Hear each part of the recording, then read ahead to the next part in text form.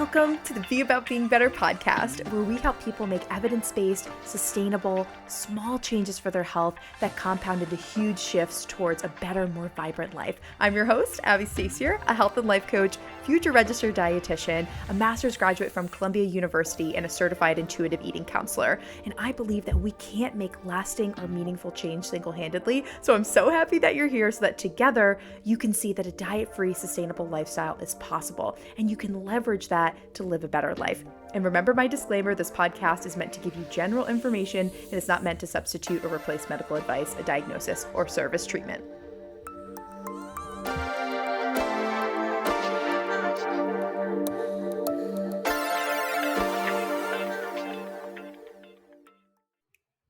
Hello, y'all. Welcome back to the Be About Being Better podcast. I am so excited to dive into this today because y'all, I finally got my regular cycle back, got my period back. I am so happy. Y'all know that I love my period. Even when I was growing up, I loved getting my period. I don't know why I'm literally psycho, but I would, even when I was in like high school, middle school, on AIM, I would change my status to a bunch of red hearts whenever I got my period. Like that's how much I love my period. Literally had to make it my status on AIM, instant messaging. And now here I am whenever I get my period, just announcing to the world in my podcast. Hi. I don't know. I've just always loved my period. And for the last 8 or 9 months, I've only had like 3 periods.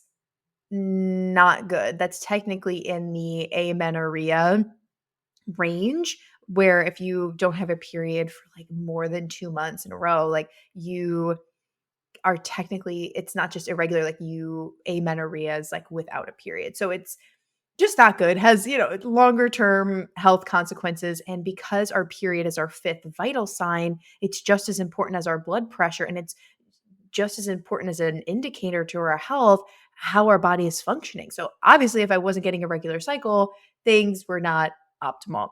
So this was very concerning to me. And I was trying for months and months and months to cycle sync and make sure I wasn't deficient in any vitamins or minerals. And I just felt like my body was working against me because everything was fine. Blood work was fine. I don't know what was going on, but now my cycle is back and it came on time and it's regular and it is such a relief.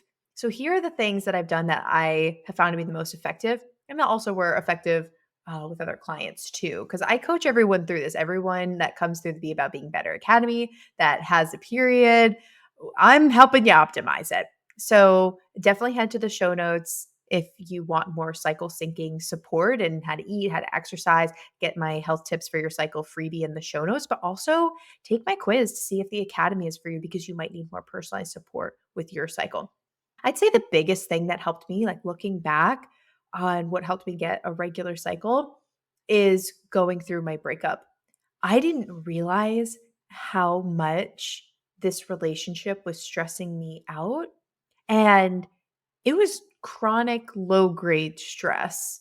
That was my baseline. Now being out of my relationship for 3 months, my body has been able to relax, come back to a base. I feel like I'm coming alive again. I just have so much inner peace.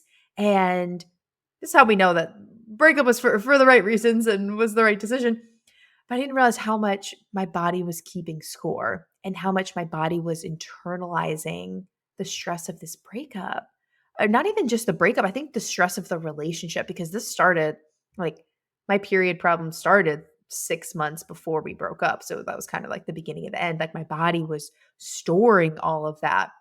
So by removing this huge stressor in my life, my body could relax. I was out of fight or flight and I just had more internal peace. And my cortisol wasn't spiking up all the time. Cortisol is our stress hormone. So my hormones could function more optimally without so much stress. Now, you might not be able to remove every big stressor in your life, but I just encourage you to view your life objectively and examine your life and what stressors can you remove? Can you say no to a commitment? Maybe you do need to go through a breakup. Maybe you need to break up with a toxic friend. Maybe you need to change jobs or work less hours. I was just working with a client over these last few weeks, she has been so stressed out. So this client's been living in fight or flight. And, having discussions back and forth, like I'm not necessarily giving her suggestions. I'm kind of asking her open-ended questions like, what do you think you could cut? What do you think you could change to give you more time to yourself and more peace and less stress? Because clearly the schedule that you're on right now, working so many jobs and traveling so much and having to, she also, was working at Orange Theory, have to get up super early to teach those classes. You're burning the candle at both ends. Like something's got to give. And she finally decided to stop coaching at Orange Theory because it wasn't lighting her up as much. She was lacking sleep. She wasn't enjoying it. And it was hard for her to get water in. So she was dehydrated. And it was just more stress than it was worth. And financially, she was able to do that and take a step back. And she's so much better for it. And she feels so much more aligned. So there might be some things that you can do in your life. There's probably things that you can't change, but there might be some opportunities to make some shifts to alter your stress levels. You might need to go super radical, like breaking up with your boyfriend over the phone on Christmas Eve. Oops, my bad. But you might be able um, to find some other ways to reduce stress and especially removing major stressors. And it starts from viewing your life objectively, like what is really stressing me out? And I can't keep burning the candle at both ends. Something's got to give. I got to make a change. You got to advocate for yourself and your body if you are going to really align with your cycle. I've said this before and I'm going to say it again. If you do not have a regular natural cycle, if you've never experienced that, where it's fully optimized, you do not fully know yourself. You just do not have access to being so in tune with how your body as a menstruating woman and person is supposed to function. Like you just don't have access to that if you have medication in your body, hormones in your body that are artificially changing your hormones to mask certain symptoms, or if you're not on any form of birth control, but your cycle is not optimized, you just feel off. There's something that clicks. It just falls into place that makes sense when your cycle is optimized. And for these last 9 or so months, I've been feeling really out of sorts. And I contribute a lot of that, to the stress and relationship that I was under, but also because my cycle wasn't regular. I just felt like my body was working against me. So when your cycle is regular, it's like your body is just working the way that it's supposed to. And you just have such an attunement to your body. Like for those of you that have a regular natural cycle, you'll know what I'm saying. But because I've been on both ends of the spectrum where I've been on birth control for almost a decade, and now I have like a regular cycle again off of birth control. Like I thought that I was happy on birth control. I thought that I had energy. I thought that I was self-aware and knew myself. And like, oh no, like for the amount of self-awareness and peace that I have, the natural energy that I have, how I just know myself and can tap into my creativity and the connection that I have with my body, how feminine I feel. Oh, like how I feel now is not even a fraction of what I thought I was experiencing when I was on birth control. And I just want this feeling in this type of like synchronicity in this clicking into gear to be available to so many more people. I don't know if this is making sense, but it does because it's more of a feeling. So it's hard to take this feeling and say it and put it into words. But you just got to try it for yourself. You just got to start cycle syncing. And you might need to be on birth control for certain reasons. And I'm not advocating against birth control. What I'm advocating for is a regular cycle and healing our hormones naturally. And you can even cycle sync when you're on hormonal birth control. And there's going to be a time where eventually you are not on birth control and that your cycle is going to be available to you. So how do we tap into it? How do we optimize it? So the first thing is to reduce stress. The next is to try and get my cycle back and back on track. I had to create a pretty big juxtaposition, create a big difference in my workouts depending on what phase I should have been in at the time. When you're not regular, it's this push and pull. It's knowing where you should be using like an app or something. I use the Flow app, the one with the pink feather. to track my cycle. It's a push and pull because it's like, I know that I should be in luteal phase right now, but for whatever reason, I weirdly have a lot of energy as if I'm in follicular ovulation. Or, hey, I should be in follicular right now and I should have a ton of energy. I should be extroverted, but I feel like I'm in luteal phase. Like I just feel wiped out and depleted. So it's like you want to try and do things to honor the phase where you should be in to try and push your body to where you should be while still honoring where your body is in its current state. So if you should be in follicular phase, but you're feeling like you're in luteal phase, and you just feel tired and like PMSy and just exhausted, I would not push myself to do a crazy intense hit workout, even though doing higher intensity exercise and doing more cardio, doing more heavy lifting is the type of workout that we our body more naturally wants to do during follicular phase. I'm not going to push myself through that. However, what I will do is cycle sync as far as nutrition for where I should be. So I'm going to put lemon in my water. I'm going to have um, lighter foods, a lot of citrus. I'm going to steam and saute things and have poultry and turkey.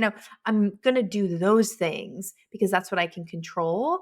But I'm not going to overdo it with the exercise because I'm going to honor my body for where it is. So that's how you can kind of push and pull to try and get your body back to where you should be and what phase is regular for you while still honoring the current state. You don't want to not treat your body with respect and push yourself too much because that's going to be counterproductive for your hormones.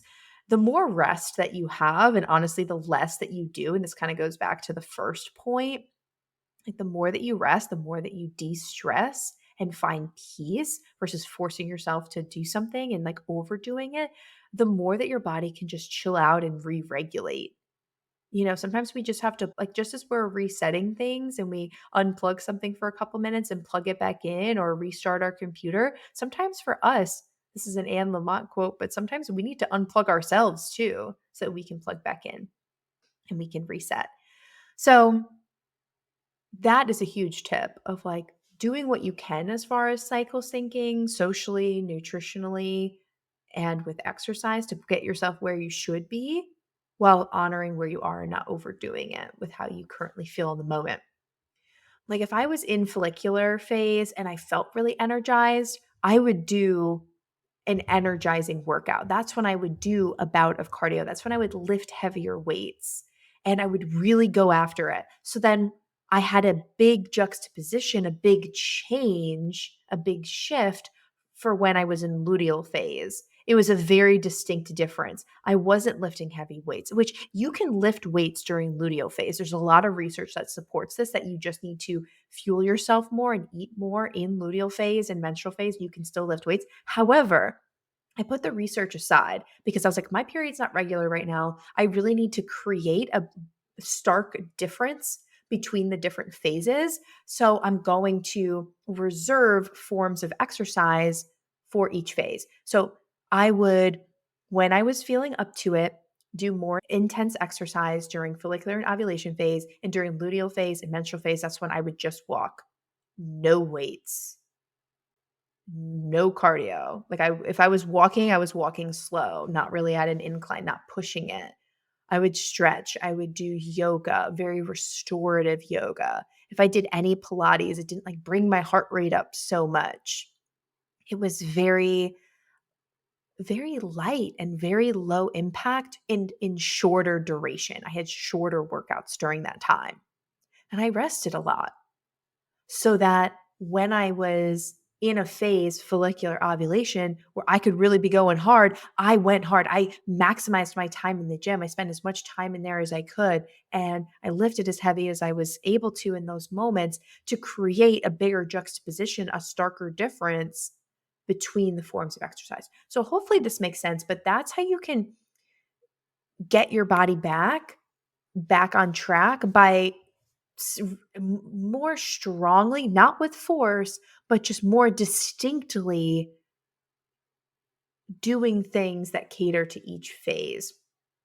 And sometimes this is helpful, like even though each phase has its own, because there's 4 different phases of the menstrual cycle, even though each phase has its own nutrition considerations and exercise considerations and lifestyle things, it's easier sometimes to divide it up two and two. So to almost collapse follicular and ovulation, especially if you're not regular, you might not really know when you exactly switch from follicular to ovulation. And you might have an extended ovulation, you might have an extended luteal phase, you might have extended follicular. You know, like if your cycle's going on like 8 weeks, which mine were, like you don't really know how long you're in each phase.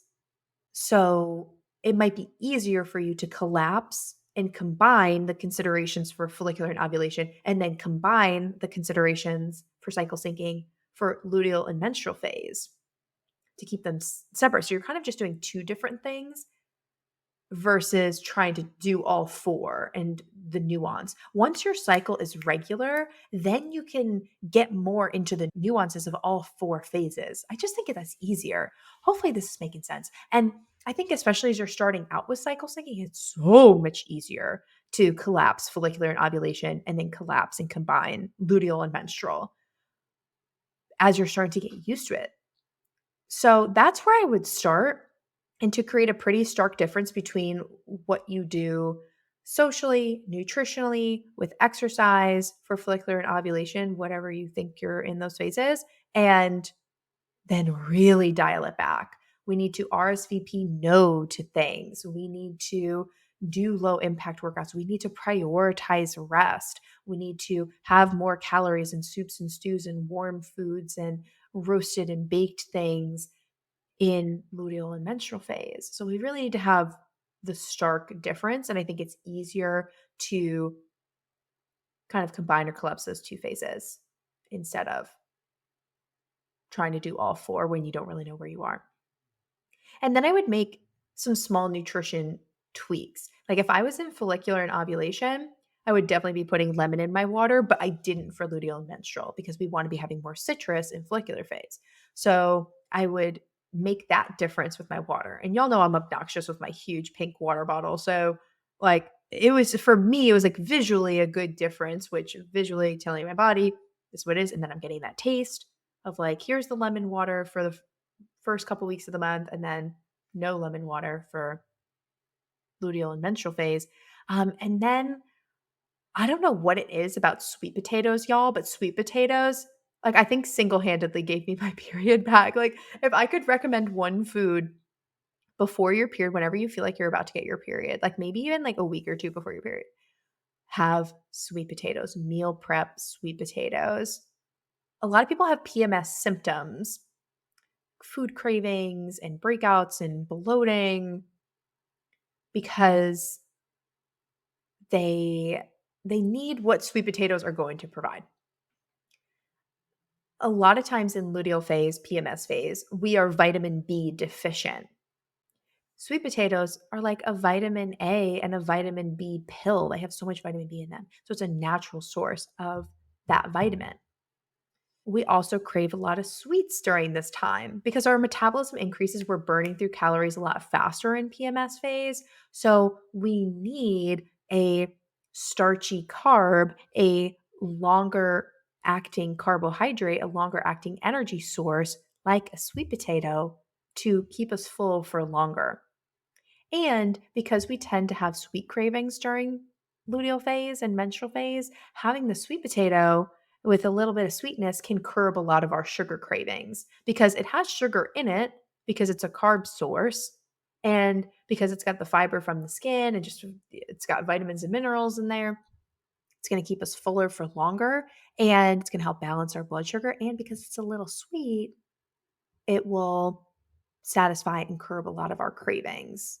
And by keeping our blood sugar balanced because it's a longer acting carb source and a starchier carb versus like fruit, for example, is a simple carbohydrate. Like you eat a piece of fruit, you're hungry 2 seconds later. But with something like a sweet potato that's a starchy carb, that's going to keep us fuller for longer, keep our blood sugar balanced for longer. And that is also going to curb cravings because a lot of times we crave something sweet because our blood sugar has dipped and our body knows that sugar is quick energy. Our bodies are so smart. Our body will send us cravings for quick sugar to try and get a quick boost of energy, not because we actually want, pasta or cake or cookies or a McFlurry. For me, it was always like getting French fries from McDonald's in a McFlurry and dipping it in. Literally dipping the fries in the McFlurry. So that was always in high school, my PMS period snack because I was just craving so much sugar when really I could have just been eating sweet potatoes and I probably would have been fine. And it's not that you can't eat the McFlurry, like go get it. But if your blood sugar is so low and that's why all of a sudden you're craving this, it's like, well, we might need to be consuming more calories and consuming different types of carbohydrates that keep your blood sugar more stable because your body is burning through calories and sugar a lot faster at this point in our cycle. So we might just need to make some nutrition tweaks. So I'm not saying that you can't have a McFlurry. All foods can fit. However, if we're just turning to the McFlurry, like the McFlurry is not going to have the vitamins and minerals that we need to actually support our body. So we need to make sure that we're getting the nutrition that we're deficient in and the nutrition and vitamins and minerals that our body is calling for at that time. So sweet potatoes and honestly lemon in my water really changed my life and really changed my life, but helped me get my cycle back. And changing up the proteins that I had, like I really stuck with chicken and turkey during follicular and ovulation in the beginning of my period, keeping those things light. But then I had like ground beef, steak, and fish, like salmon, like the fattier fishes that have more omega-3 fatty acids. I saved those and shrimp too. I saved like the seafood and the beef and pork for luteal and menstrual phase. So I had a big juxtaposition as far as nutrition goes, but just a couple things. It's not like I radically changed everything that I was eating, but I know what foods I like and I was able to swap some things in and out. Like I know I'm always going to have a protein source for dinner, but depending on what phase I was in, I'm either going to choose chicken or maybe make turkey meatballs, or I'm going to have seafood or some ground beef, like hamburger or something like that. So I hope that that helps. Just making some small nutrition tweaks depending on what part of the month you feel like you're in at that time, where you should be, can make a huge difference. And I also changed how I RSVP'd. I really prioritized rest. I have been prioritizing rest in the last couple months. And I started RSVPing no to things and kind of postponing, like, hey, let's meet up down the line, or like this month is really busy, but like let's try for next month. And I just saying no to a lot of things so that the things that I had to say yes to that I couldn't really say no to because we all have those commitments in our lives, and the things that I did commit to, I could show up more fully. And I created more space in my life. Obviously, my breakup did this too, but I created more space in my life to spend more time with myself and just rest and just be. And when you just let yourself be, your body can regulate and get back on track. Our bodies are so smart. And especially when it comes to our menstrual cycle, our body naturally wants to do this. Our body naturally wants to get our cycle back. And a lot of the times we feel like our body's fighting against us, when in reality, we're fighting against our body. We have a lifestyle that's going against the natural fluctuations of our hormones. We have a lifestyle that's not preventing our body to regulate out again. So we need to change things in our lives and make room to let our body just sort itself out. So you have to honor your rest. You have to say no to things. You have to change how you RSVP to things. You got to make some small nutrition tweaks. You got to have a bigger, starker difference in the types of exercise that you do while still honoring where you are. Like, even if you're in follicular and ovulation, but you're not feeling up to it, don't force yourself to do a workout. But maybe that's a time to do something more nutritionally when it comes to that phase. And I think it also will be helpful for y'all to collapse and condense the phases as you're trying to get a regular cycle. So combine follicular and ovulation considerations, combine luteal and menstrual phase considerations, and just overall audit your life and see where you can reduce stress. Because the more rest that you get, the more successful you'll be. Rest is success. And head to the show notes, get my cycle syncing freebie so you can see what foods and some meal ideas are appropriate for each phase. And also take my quiz if you feel like you need more support with this. I find that some people don't even know where they are. And I'll have clients message me all the time that are working on cycle syncing and that are currently irregular, be like, goodness, like this is how I'm feeling today, but this is where the Flow app says I am. Like, what do you think I should do? And sometimes it's so nice to just talk it out with somebody else that has been through it and that has coached other people on how to do this. Sometimes it's really great to just talk it out with someone so that you know that what you're doing is best for your body to get your cycle back. I hope that this was helpful. Let me know if you have questions and head to the show notes for all those resources.